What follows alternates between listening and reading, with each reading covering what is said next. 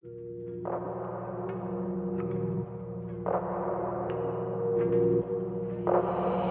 Reading.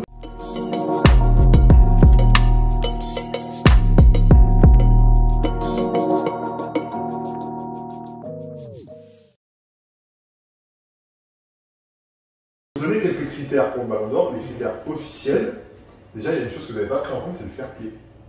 Le fair play est un élément hyper important, c'est l'un des 3 éléments. Il faut que ce soit un joueur de base qui devait évoluer en Europe parmi les règles. C'est souvent un joueur dont la performance individuelle et collective, comme tu l'as dit Samir, a été vraiment remarquable cette année-là. Et c'est un joueur qui a fait preuve de fair play sur cette saison. C'est-à-dire un joueur qui prend régulièrement des cartons rouges, qui se bagarre sur un terrain, qui insulte un joueur. Eric Cantona, on oubliait pour les points. Cantona a fini 3ème une année. Oui, je me rappelle en plus. Mais bon, je pense qu'il n'a pas eu. Zidane a raté un Ballon d'Or à cause de ça. Le Ballon d'Or de Figo. À quelques points. Hein, pour quelques points. De 98. 2000.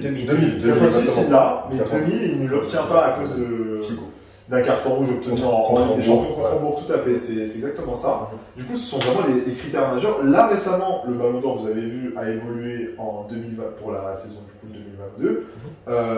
On va du coup se baser sur une saison et non plus sur une année civile. Vous n'avez pas parlé d'année civile ou de saison. Inconsciemment, je pense qu'on est tous sur une saison, mais ce n'était pas prédéfini vraiment par le Ballon d'Or. Ça veut dire qu'en gros, si vous faisiez une bonne première partie de saison, vous pouviez rattraper. Alors, j'ai jamais compris cet argument-là, mais c'était. Surtout que c'est pas là où les matchs les plus importants se jouent. Je suis d'accord, c'est des matchs de phase de poule et de championnat. Exactement, on peut y avoir des sacrées confrontations. Il y a aussi quelque chose qui est intéressant, c'est que du coup, là, maintenant, le Ballon d'Or, et si on rappelle rapidement les règles, on est revenu sur un jury de journalistes. Avant, il y avait les capitaines des 150 premières sélections.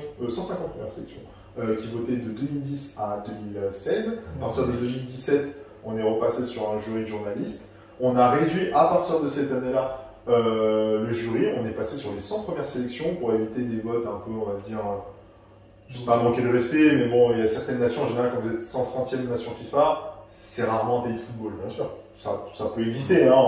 Ça a même existé dans l'histoire. Il y a une évolution au niveau du Ballon d'Or, France Football. Après, à un moment, c'était France Football et la FIFA. D'ailleurs, c'est là où on y reviendra plus tard. C'est là où il y a eu de très très gros scandales justement par rapport à ce mode de vote et des joueurs qui méritaient de l'avoir d'un point de vue jury journaliste.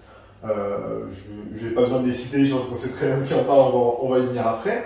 Il y a quelque chose qui est important, c'est que quand vous regardez l'histoire du Ballon d'Or, et même, on va dire, les 20 ou 30 dernières années, certaines saisons, les Ballons d'Or n'avaient rien gagné de majeur, à part un championnat national. Je pense à Shevchenko qui est Ballon d'Or 2004. En Ligue des Champions, ils sont menés par le Deportivo La Corogne. Il est certes meilleur buteur de la Serie A, qui était un énorme championnat à l'époque. Mais voilà, en Ligue des Champions, il n'a pas existé. Après, il aura fait, ça aurait été un des éléments, une très belle campagne de qualification, où il a dit, comme tu l'as dit, il aurait été l'élément vraiment central de l'Ukraine, et il aura permis à l'Ukraine de faire de très très bons éliminatoires. Donc ce sont aussi des prérogatives enfin, ce sont des éléments à tenir en compte, on va dire, pour le Ballon d'Or.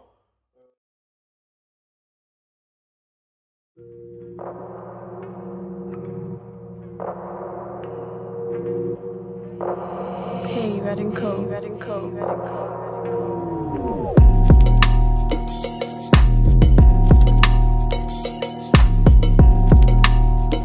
Attenzione Ronaldinho.